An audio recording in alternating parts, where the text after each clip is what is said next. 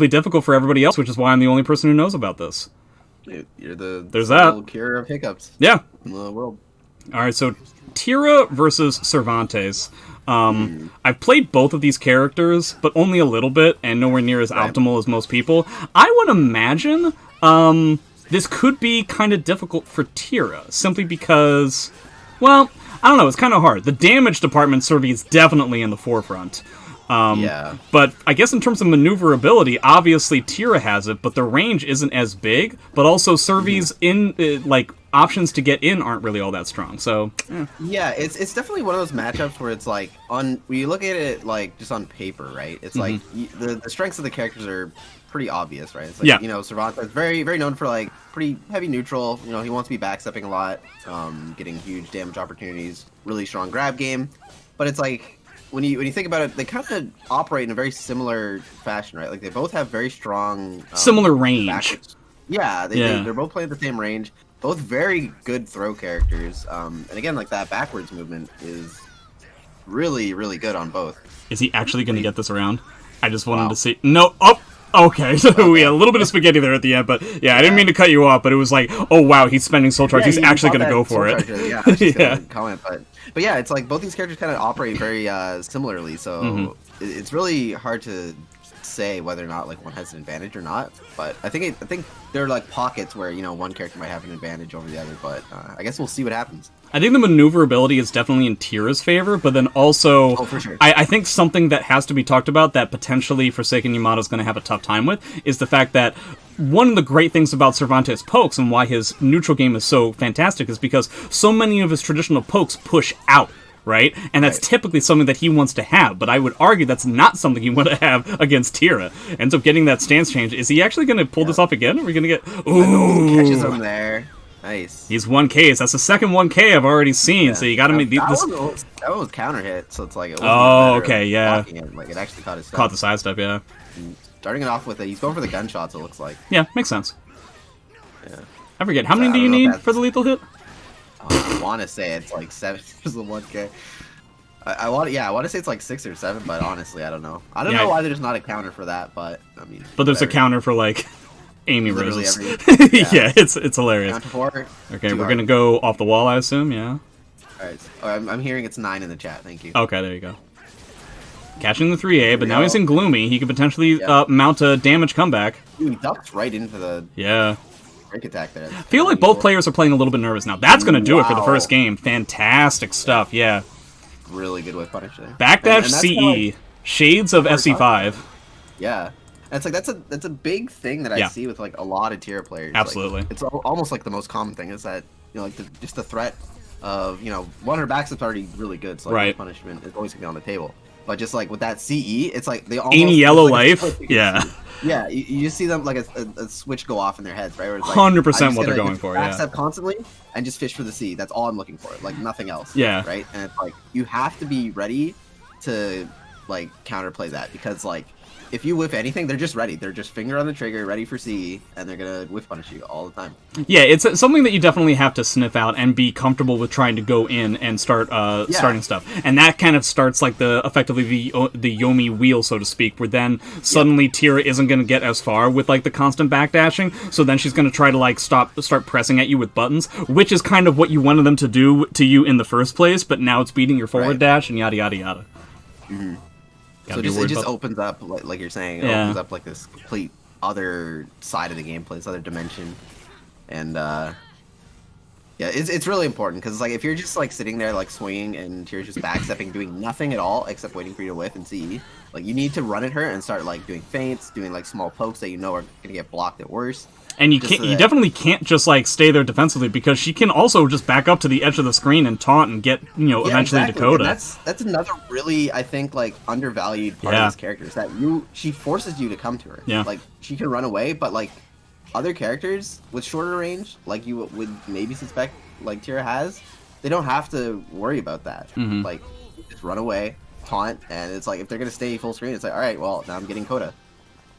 So it's like yeah, it's a pretty big deal, and and that's a massive win condition. Like if you get access to that, like it's pretty hard to lose at that point. Like this character's very strong already.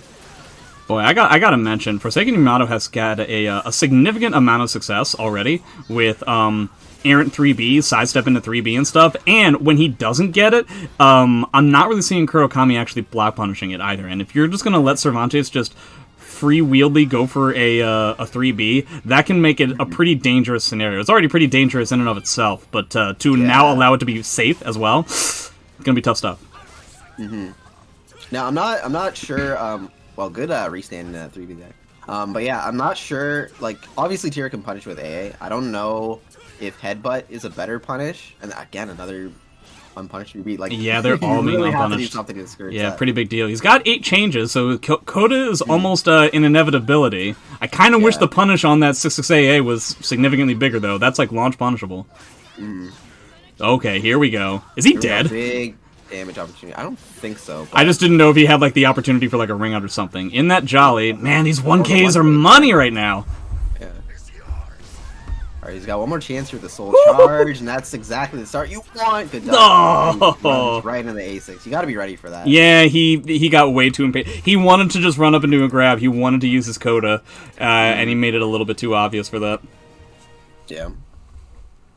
Looks like we're going to be staying... I guess these are kind of players that are going to stay with the same stage over and over again. I'm trying to think. Neither of them really known for big-time ring-out carry or anything like that, I don't think. Yeah. These are the types of characters where it's like they will do like good wall damage and they will like ring out over half walls, but it's like it's not like... It's not necessarily geared... like what the characters are geared around. It's not a Nightmare, it's not a Yoshi or anything like that. Yeah, exactly. Like, you're not going to be, like, right here and be like, oh, I'm at threat of 9. Yeah. I got hit in neutral. We're in the middle of the stage? Okay, well. They don't operate like that at all. So.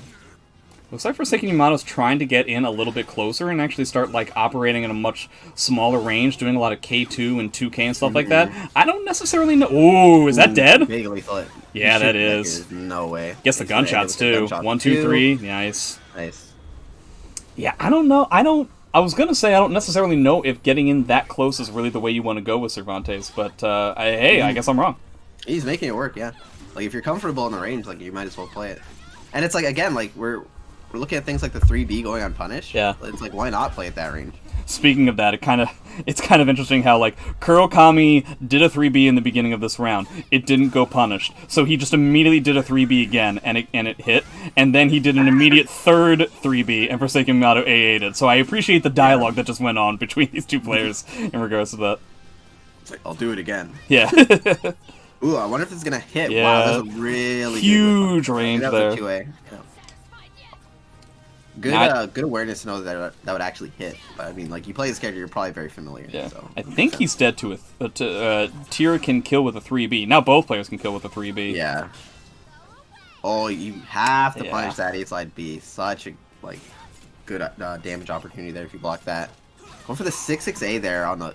Yeah, I think he just thought that he would immediately get up and sidestep, which is definitely something that you see a lot. But I feel like overall, KuroKami's getting a little bit greedy at the end of rounds. He's having a tough time closing them out, and I think it's because he specifically wants to win in a particular way, and it's causing a little bit of agita. He's going for like these bigger reads when it's like not really necessary. Like, just keep it simple. Just Tira has really good pokes, really good lows at that, especially in Gloomy. Like, just pressure with those. Yeah, you don't necessarily have to go for timing-based things. Exactly. That is quite a difficult thing. Honestly, much rather than going for timing stuff, I just wish you would do an AA on these 3Bs. Like, that's really the big difference here. There's so much missed damage. Yeah. And it's like... It's not a huge amount of damage, but, like, it adds up eventually. Yeah, that's the thing. Like, this game is, like, such a damage race, right? And it's like, if you fall behind... Like, if you're missing, like, 4 AAs, like, that's around an insignificant amount of damage. Like, that is, like you said, it's going to add up quite a bit. And it's, like, right here. It's like, look at this life lead. If he had, you know, punished some of these moves, he would maybe not be in this situation right now. As he very likely kills him here. We'll see what happens, though. Oh, he had it! Go with punish. GI, okay. That was a little bit spaghetti, but... Now, it's important to know KuroKami has Coda for, like, basically the rest of the game, so this is going to be significantly more difficult than what Yamato was looking for initially. If he doesn't know how to counteract, like, the AKA and stuff like that, he's going to have a real rough go of it. Yes. And it looks like KuroKami's going to try and keep the command grab at bay. Because if there's one thing... Oh, Wow. okay! If there's one thing that people know how to deal with Coda is knowing that the grab is unbreakable, but also linear. Okay, there we go. That's going to give him the round. Yeah. Good patience there. He found the right opportunity for it. He's still got Coda. He's not in Coda just yet, but it's waiting in the wings. 1 bar to 2. Okay. I was literally just going to say that. I looked at the CE so you can swap immediately. Yeah. And that's probably the best round start you could ask for. So Coda versus 2 bars, huh? Yeah. Here we go. Here we go for Soul Charge. These have paid off quite a bit for Yamato. So yeah, the A6Bs have been huge for him so far. See, KuroKami's hesitating again. He's trying to go for, like, these big reads, when I feel like if he just continued to play the game the way that he was before, he'd be fine. Mm-hmm. That string is paying off. Yeah, I mean, as in, it hit twice, and it dealt like Half-Life. Is that it? Yeah. Yes, very good punish. Very good duck, yeah. Yeah. It looked like he kind of hesitated, but he had to see, so, no rush. Yeah, I think at one point he was kind of questioning whether he could do a wall rising or if he was going to get hit, as he's getting back up, and so he just decided to wait for the whole shebang, and then just do the most obvious answer. Right.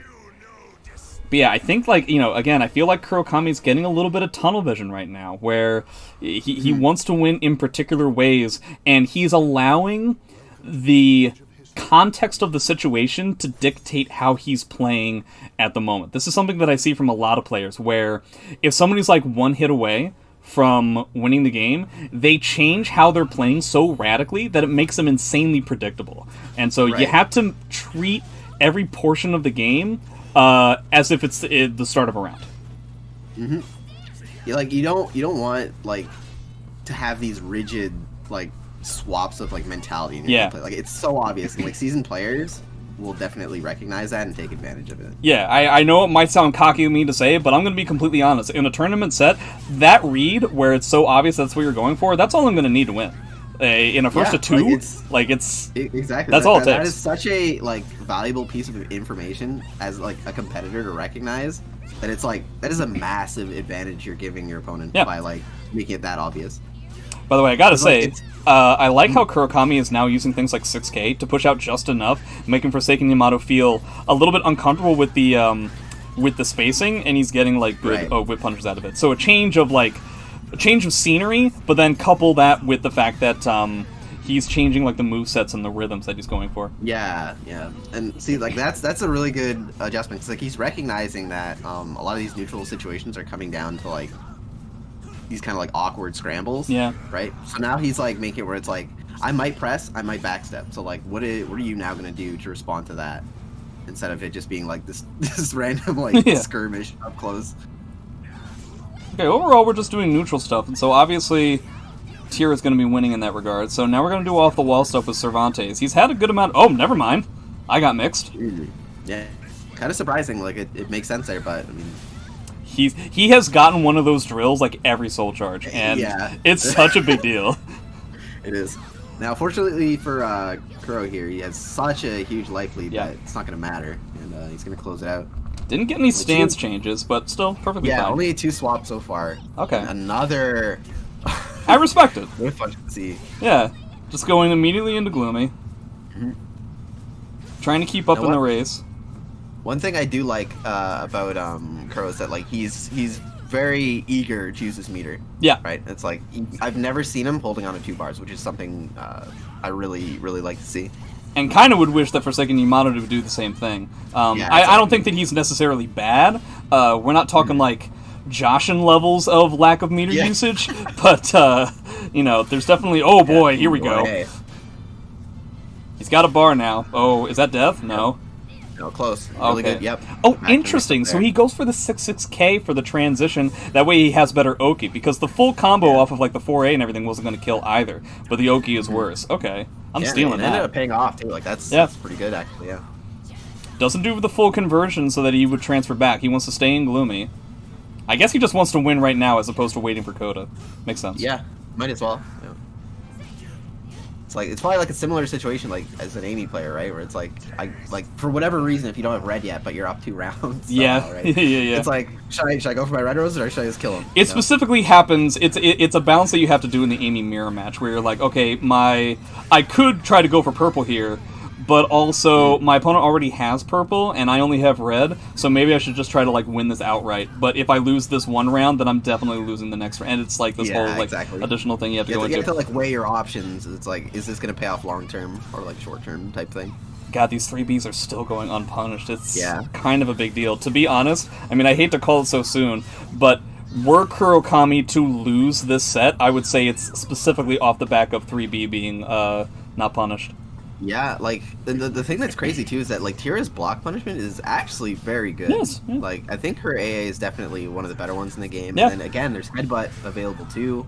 And there's AAA, like, you can, like, force block, like, you can create a situation out of it. Correct me if I'm wrong, but 3A and Gloomy is 14 frames? Yeah, I think so. So, technically, that's punish on 3B2. So, it's like, if you're getting that every single time he's throwing a 3B, like, that's insane. That's a knockdown. So, right before this, it was almost assuredly KuroKami's game, but now suddenly we've evened up the life totals. Nobody really has any resources to speak of, except Cervantes has a wall! That's not gonna be a punish! Oh, Spaghetti! No punish! Again, no punish, but he gets a throw at least. So, he's gonna stay alive, but... Spooky we stuff! really gotta be getting these block punishes. Like, it's driving me up the wall. Like, I don't mean to be like, again, like, I don't mean to be like, elitist or anything like that, but it's like, block punishment is so important. It's like, you have to be ready to take that free damage. Imagine, oh my god. Imagine, like, dealing with Aswell and just, like, not getting block punishes. Like, how do you beat the character then? It's impossible. Like, so much of, like, just so much of this game is safe already. Like, you have to want to be getting that damage. Like, you already can't do anything to Servi A6, and that sucks. Right. But to then also allow him... And notice how we've talked about how Cervantes is a grab-heavy character, but we don't really see Forsaken Yamato going for that many grabs, because why would he? Why would he go for something where... If you could just go mid all day, which is, like, not going to really get you punished at all, where grabs might, it's a lot easier for people to, duck and do something. See, now I'm starting to notice that KuroKami is going for these AAs, and it's just, like, missed time, so I'm not sure what's going on. Did he just do that little bee and it knocked her into Jolly? That was fun.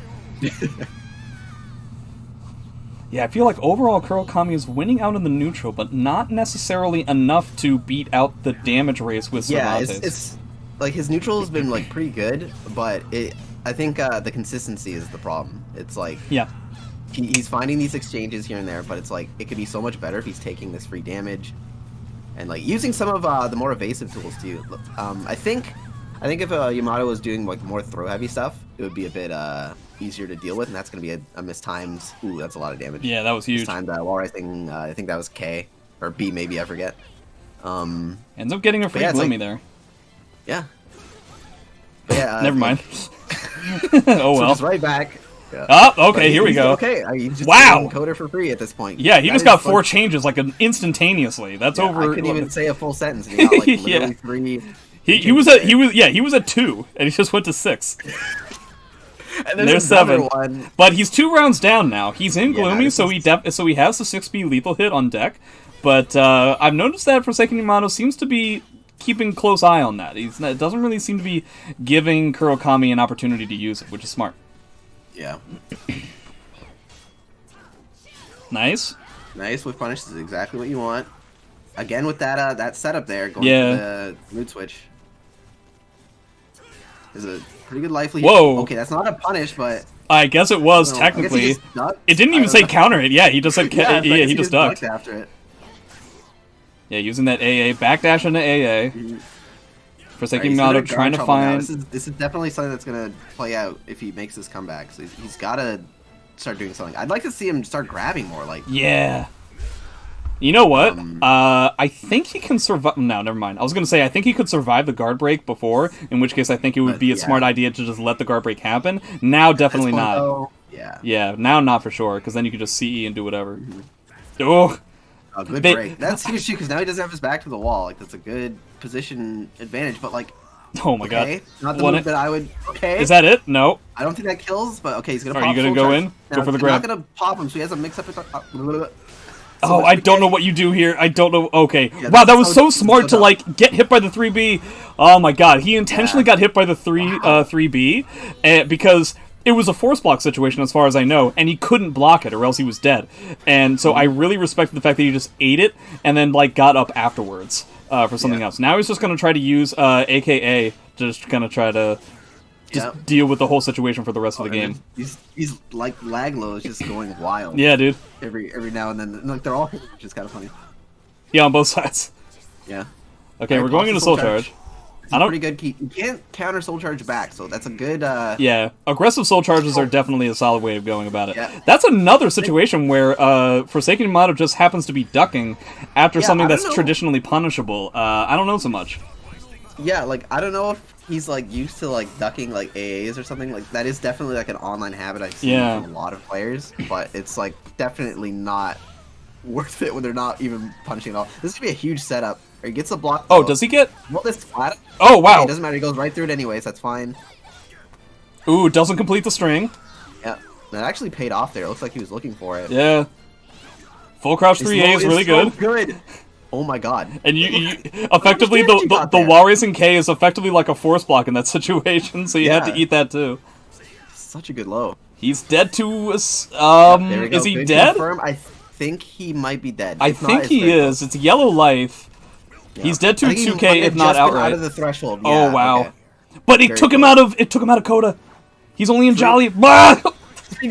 Gee whiz. All right. That's one way to do it. 3-2. We're going back and forth right now. But yeah, I think one of the other reasons why Yamato might be ducking in that situation is because when people don't feel sure about their punishes on punishable stuff, they'll end up going for grabs. Yeah, and Cervantes, and also it's just like Cervantes while rising moves are really good. So like why not just put myself in that situation? But yeah, it's definitely a very dangerous thing to do. Yeah. Oh boy. Ooh. My GDR catches him there. Big damage. Gets some mood swap though. I would really like to see him go more for that like FC 3A. That move was paying off so much. Yeah, you might as well keep doing it. Yeah, and it's like it's crazy too because it's like this set where like nothing has really been punished. So like even if it gets blocked, like who cares? Yeah, I really feel like. So obviously the major problem with full crouch 3A is that you really have to be on top of your opponent in order for it to work. And so maybe he's a little bit worried about running into moves. But if that's the case, then why wasn't he worried about it before?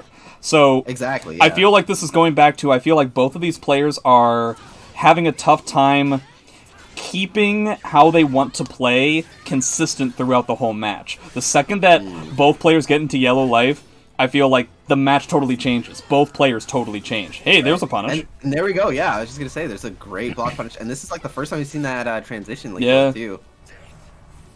Oh, I was going to say, it almost looked like the Soul Charge burst was out of range, but... Yeah. You know, I'm not seeing all that much from KuroKami. 6B, there it is. I was going to say. Yeah, he was using it a bit, but it's like such a good tool. And this is going to be dead. Yeah, it gets a counter hit. Nice. Alright. It looks like KuroKami on his way with tying it up. Something tells me this is... Definitely in the driver's seat. Match. Not a lot of transition so far, but that's okay. Feel like this set is tried to a heavy potential punish. Hit with the 3-3B there. Like you got to be at least blocking that there. Yeah, just shades of like the previous game. Oh, these 3Bs, dude. Yeah. For Yamato, literally just do 3B, dude. just do 3B. What's the worst that's gonna happen? Yeah, do that. Just don't duck afterwards, and you're fine. I feel like the only thing that I've seen like consistently punished on KuroKami's side has been Servius while raising A.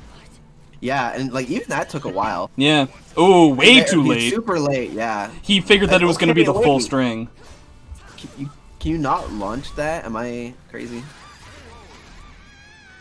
You might be crazy. Blocked the C and did. Yeah, I don't know. Yeah, I don't know what happened. It's like better than standing K at least. Nah, no way.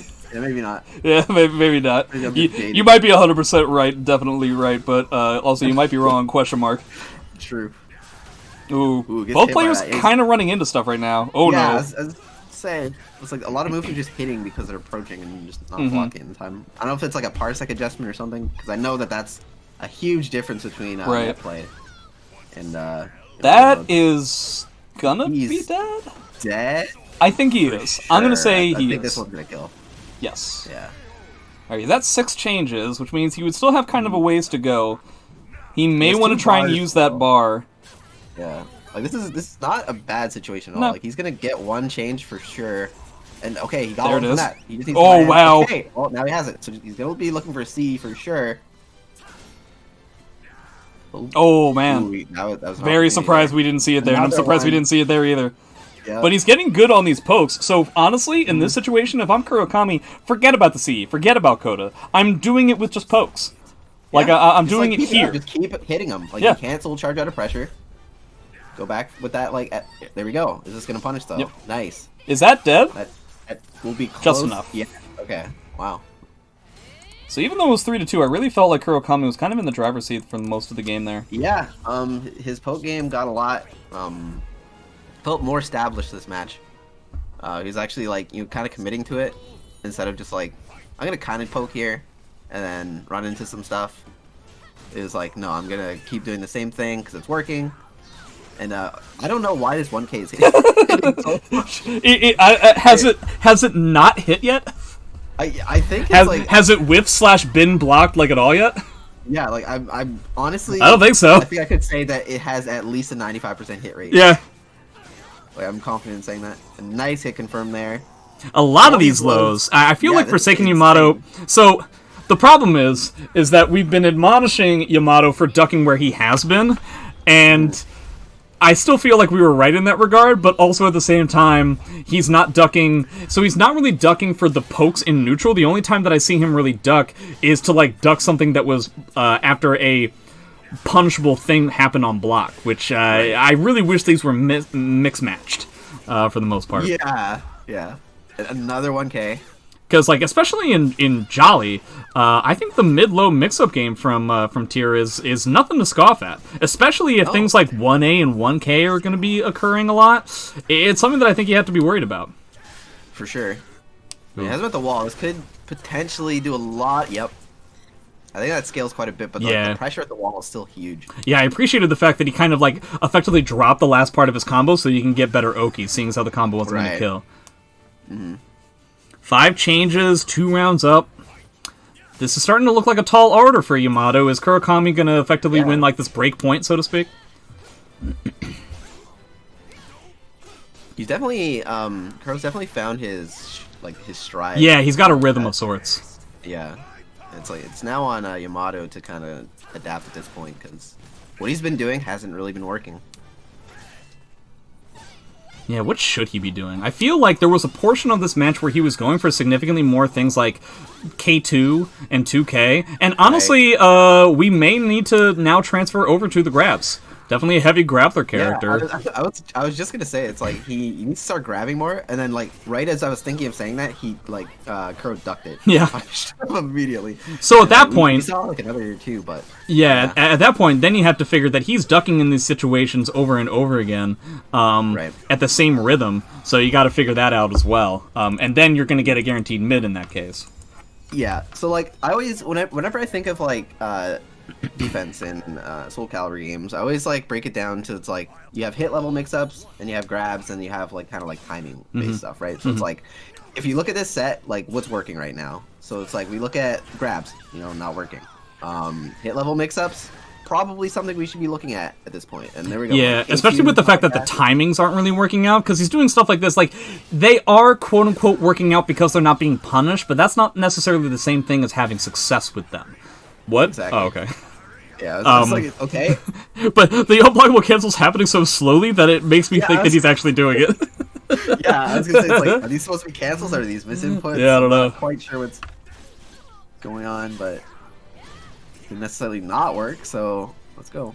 Alright, and there we go, landing a big grab there. Oh, try to get that whip punish. Even if the grabs are being broken, like, that's not... Yeah, that's still damage. Yeah. Nice. He's really getting... Okay.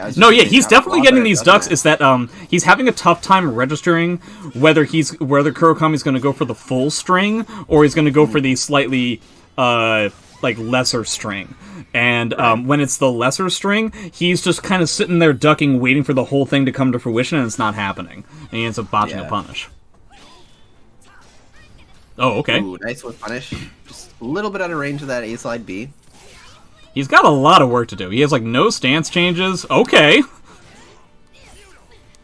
Dude, nice GI. And he's I don't actually know about this. It's gonna scale, and then, like... Yeah. I mean, you get a good amount of damage. I was gonna say, like, the Oki isn't great, and it's like, I mean, Cervantes' post GI is nothing to... Yeah, I don't really... We haven't seen K-Slide A literally at all yet. Yeah. And it's like, that got buffed. Like, you can't... Yeah. Like, just react to it anymore, if I remember correctly. Which was, like, definitely a huge... One of the only post GIs that's probably comparable to Nightmare. Yeah. Very strong. Yeah, 6-6K from Gloomy, -10. Not really a whole lot that Cervantes can do with it. FC3A is such a good tool. It's so annoying that it's like you can it's setting up perfectly. Yeah, it's setting up perfectly for these 3Bs. Oh, wow! That was very dangerous. Oh. They're slowly but surely getting used to each other and starting to hesitate. Yeah. This can happen a lot in a lot of matches. Yeah, it's like when you see like the neutral get like a lot more scrambly like this, you can tell that both the players are they're either it's kind of funny. They're either like they've become like very comfortable with it, or they're very like, uncomfortable. Yeah. Everything that's happening. I know exactly what I want to do here, or I have no idea what's going on. Yeah, exactly. There's there's no gray area. It's one of those things. 100%. I think he could have woken up an RI and still beat it, but yeah, he should have just gone for it. This is like the third almost timeout we've had. Yeah. They're playing very... No! Way too late! Wow, he thought he was going to do the full string, and okay, BB, okay, sure. Nice.